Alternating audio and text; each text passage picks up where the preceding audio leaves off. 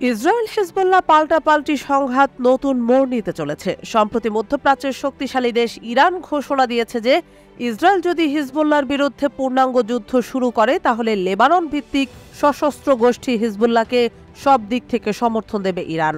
1 জুলাই সোমবার ফিনান্সিয়াল টাইমসকে একথা বলেছেন ইরানের স্ট্র্যাটেজিক কাউন্সিল অন ফরেন রিলেশনসের চেয়ারম্যান কামাল খারাজি।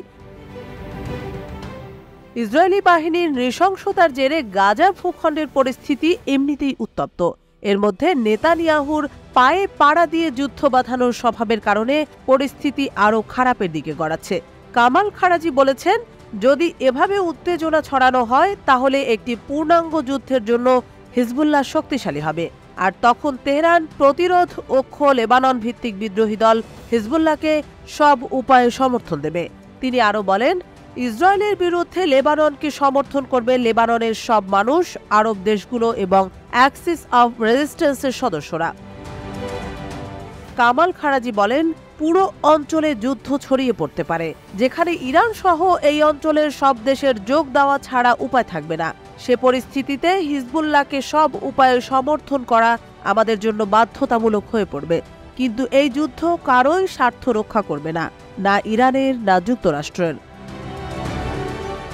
তিনি জোর দিয়ে বলেন, ওই অঞ্চলে যুদ্ধে জড়াতে আগ্রহী নয় ইরান, তাই সেখানে আরও উত্তেজনা বন্ধে ইসরায়েলকে চাপ দেওয়ার জন্য তিনি যুক্তরাষ্ট্রের প্রতি আহ্বান জানান।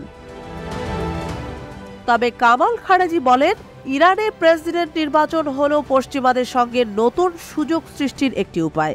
নতুন প্রশাসনের অধীনে পারমাণবিক কর্মসূচি নিয়ে ওয়াশিংটনের সঙ্গে পরোক্ষ আলোচনায় ইরানের আগ্রহের কথা জানান তিনি। গত 7 অক্টোবর হামাসের মুক্তি সংগ্রাম আরম্ভের পরিপ্রেক্ষিতে গাজায় ইসরায়েলের প্রতিশোধমূলক আক্রমণ শুরু হয়।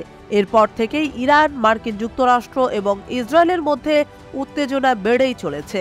গাজায় ইসরায়েলি আগ্রাসনের পরিপ্রেক্ষিতে ইরান সমর্থিত হিজবুল্লাহ এ অঞ্চলে ইসরায়েল ও মার্কিন সেনাদের উপর বিভিন্ন সময়ে আক্রমণ চালিয়ে যাচ্ছে।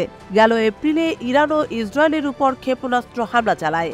ইসরায়েল পূর্ণাঙ্গ যুদ্ধে নামলে হিজবুল্লাহকে সমর্থন দেবে ইরান, আর এতে মধ্যপ্রাচ্য বড় বিপর্যয়ে পড়তে পারে।